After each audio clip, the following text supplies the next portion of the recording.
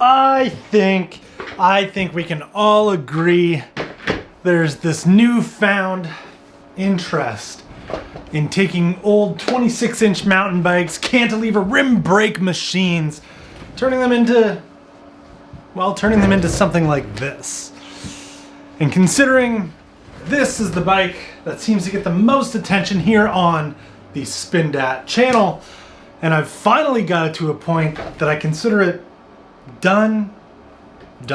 We can now do the build breakdown video that answers all of the frequently asked questions, the FAQs that I get about people trying to do the same. That's coming up. Real quick before we get started, my YouTube analytics here say that 48.9% of you are not subscribed to the channel. That's fantastic. If you feel like you want to subscribe to the channel, it's just $300 a month. You don't really get anything more in return for it. Yeah, so unsubscribe if you like. All right, let's just jump into it, shall we? I think the first place to start is just talking frame sets. So mine is a 1993 Specialized Rockhopper Sport, and there's no sizing marked on it anywhere, but it measures from the center of the bottom bracket to the top of the top tube at 20 inches. That's a large. That would be like considered a size large. So this thing actually is, so center to top 20 inches, you see that? Now from center to center, it's like 23. That's like pro road racing frame sizing right there. Very compact geometry, real long and laid out. So it kind of becomes a bit of a battle as we get into the component choices. The cool part about my Rockhopper and most 90s mountain bikes in general is just the fact that you can fit such a big tire in it. There's also, depending on what kind of build you want to do, provisions for rack, fenders. Okay, let's talk bars, stem, seat post, and I guess we can talk saddle a little bit. So of course, as you know, if you followed this build at all, or if you're familiar with old 1-inch threaded forks and headsets, you know that these modern components that are bolted onto here isn't necessarily stock. As a matter of fact, it's not stock at all. So this is a modern Ritchey trail stem and a modern Ritchey Ergomax bar. The way that you mount these is with a quill stem adapter. Basically what it is just a machined 1 1/8 tube with a quill that goes into the fork the exact same way that a quill stem would. It just gives you a nice 1 1/8 tube to slide your threadless 1 1/8 stem onto. Of course, allowing you to bolt on a modern bar as well. I decided to go 45mm long stem due to the very, very long length of the top tubes of these old 26-inch bikes. Also decided to go with a pretty funky shaped bar to also allow for a little bit less reach as well. Seat post, I wouldn't have thought that I had to mention this, but funny enough, someone did comment, aren't old like mountain bikes, don't they have weird post diameters? The old Specialized mountain bikes do use a 27.2 seat post, so 27.2 seat post from Ritchey went in there, no problem.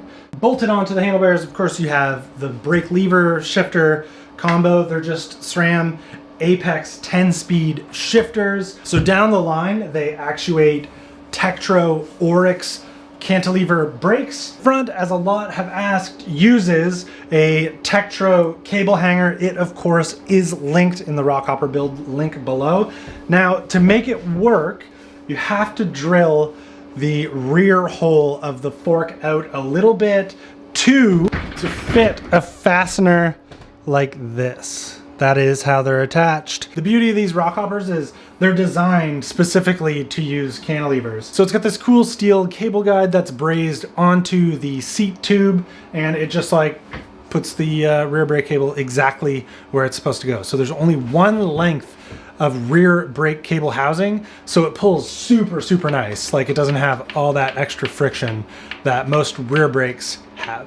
The main advantage of going with the cantilevers over a mini V-brake, if you're using like a drop bar, is you can fit such a bigger tire. The cantilever brakes stay completely away from the tire. The cable hanger allows for a bigger tire to go on there. With a set of mini V's, you would never ever fit these 2.1 Gravel Kings on.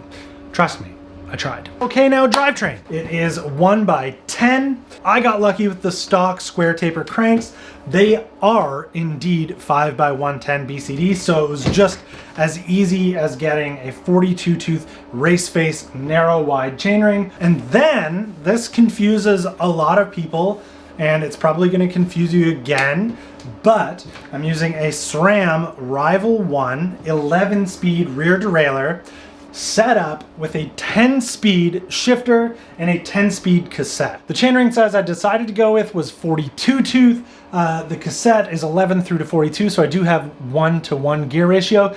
I decided to go with a 42 tooth chainring because it was what I was used to on my cyclocross bike, and it was really, really good for enough speed on the road. Any road riding that I did with that bike, plenty quick. So I figured 42-11 would be perfect for the road, but I've said it and I continue to maintain this. This bike is not fast on the road. It is a pig, it is slow, but it's so fun off-road that I just forgive that. Okay, try and stay with me here. The actuation, like the pull ratio between SRAM Road 11 speed and SRAM Road 10 speed are the same, meaning they are compatible. I hope that's clear. If it's not, all right, we're getting somewhere. We're almost done. Let's talk wheels and tires. Very recently, like this week, we swapped to these wheels. These are Mavic X517 rims laced to a White Industries hub up front and an XTR cassette hub on the rear. This wheel set, without any sort of like trickery, messing about, doing anything to it, accepts a 10-speed cassette out of the box, no problem. The really cool parts of these wheels is the rims are actually double wall instead of your typical single wall, sort of weaker rims, along with the buttery smooth roll of the bearings, and as a bonus, they're quite a bit lighter. And then I think my favorite part, well, that's gotta be these green tread tan wall 26 by 2.1 Panaracer Gravel King SKs. There may or may not be more colors of Panaracer tires dropping at some point. That's the build. That's like all the parts I used. All the stuff I did, there's not like a crazy amount of like machining modifications that went into this, besides of course the front brake, but certainly a little bit of compatibility knowledge, along with, before these wheels went on, some definite mechanical knowledge on like how to swap a couple things. Nothing that I don't think is out of the realm of possibility for a lot of aspiring mechanics. So if this is like the type of thing that you want to get into, do it like I did, little by little as you go, because this didn't happen overnight. Instead of like maxing out your credit card to try and get to this, because I rode it every step of the way, enjoyed every little upgrade that I threw at it as I went, and you know, we've got this really cool, I'm gonna call it final product, even though certainly someday we will do more to it. Okay, I hope that answers some questions, or you know, just throws you down even more of a rabbit hole of searching for a 26-inch bike to build for yourself.